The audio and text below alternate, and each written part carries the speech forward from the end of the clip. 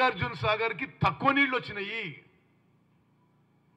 ఏదో పిచ్చిలేసినట్టు మాట్లాడుతున్నాడు. అదేవిధంగా సిగ్గుండాలి. ఏదో మేడిగడ్డకు పోయి ధర్నా చేస్తారట, ఏదో తొక్కుకుంటూ పోతారట. జనం నిన్ను నీ పార్టీని తొక్కి బొందబెట్టడానికి సిద్ధమైనరు.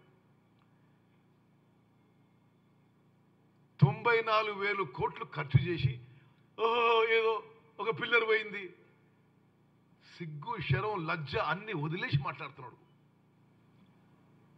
మేడిగడ్డ బ్యారేజ్ కాళేశ్వరం ప్రాజెక్టుకి గుండెకాయ లాంటిదని వాళ్ళే అన్నారు. మేడిగడ్డ బ్యారేజ్ కొలాప్స్ అయింది, కుంగిపోయింది ఆయన హయాంలోనే.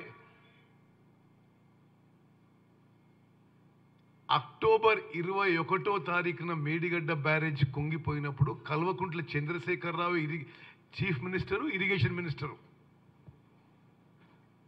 ఆ రోజు నుంచి డిసెంబర్ 7వ తారీఖు వరకు ఆయనే ముఖ్యమంత్రి, ఆయనే ఇరిగేషన్ మినిస్టరు. ఒక్క మాట మాట్లాడలేదు. ఈరోజు ఈ బ్రోకరు జోకర్ మాటలు మాట్లాడుతున్న కేసీఆర్ అక్టోబర్ 21 నుంచి డిసెంబర్ 7వ తారీఖు వరకు నువ్వే ముఖ్యమంత్రి, నువ్వే ఇరిగేషన్ మినిస్టరు. ఒక్క మాట మాట్లాడలేదు. నువ్వు చేసిన దోపిడీకి వేరే వేరే రాష్ట్రాలు, వేరే వేరే దేశాల్లో ఉరిదీస్తారు. వేలు లక్షల కోట్ల రూపాయలు దోపిడీ చేసి సిగ్గు లేకుండా ఇంకెవరినో బదనాం చేసే ప్రయత్నం చేస్తున్నావు. తెలంగాణ ప్రజానీకానికి, తెలంగాణ రైతులకి మేము చేతులెత్తి దండం పెట్టి విజ్ఞప్తి చేస్తున్నాం. ఇది కేసీఆర్ తీసుకొచ్చిన కరువు. కేసీఆర్ హయాంలో నీళ్లు తగ్గిపోయినాయి.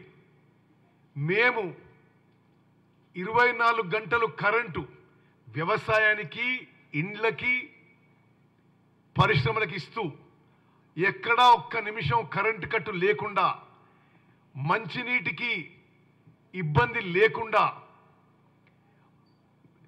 ఈ తక్కువ నీళ్లతో ఎక్కువ పంట ఎట్లా కాపాడుకోవాలో మేము సర్వశక్తులొడ్డించి ప్రయత్నం చేస్తున్నాము.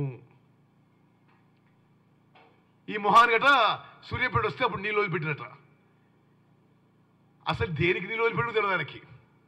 నీళ్ళు వదిలిపెట్టింది పాలేరు పూర్తిగా అడుగంటిపోయి ఖమ్మంకి, సూర్యాపేటకి మంచినీళ్ళు లేకుంటే నాగార్జున సాగర్ నీళ్లు వదిలిపెట్టి పాలేరులో నీళ్లు రిజర్వ్ చేసి దాని నుంచి మంచినీళ్ళు ఇస్తున్నాము.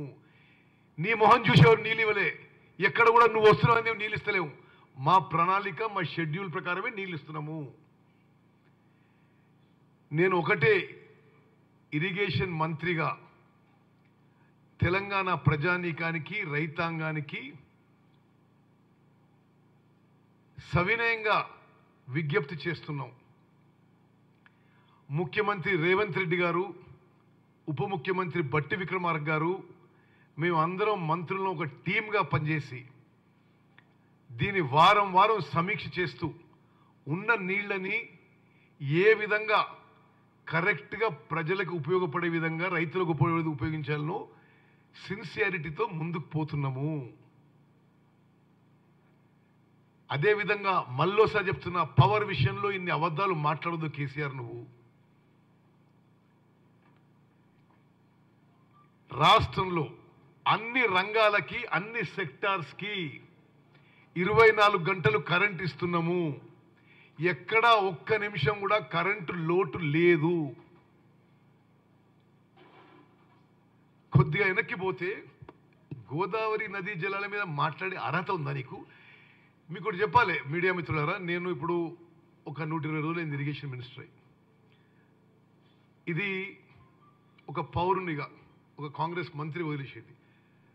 నేను అర్థం చేసుకుందంటే కేసీఆర్ అంత అసలు అవగాహన లేక, నాలెడ్జ్ లేక, కళ్ళు నెత్తికెక్కి ఒక పొగరబోతు వ్యక్తిని ఇంకోటి చూడలే.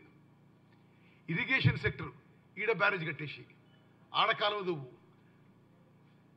ఆయన కాంట్రాక్ట్ ఇవ్వు, ఇంత కమిషన్ దొబ్బుదాం, ఇదే తప్పితే అసలు పూర్తిగా ఇరిగేషన్ సెక్టర్లో ఏ ఒక్క విషయం ప్రాపర్ డిజైన్, ప్లానింగ్తో జరగలేదు.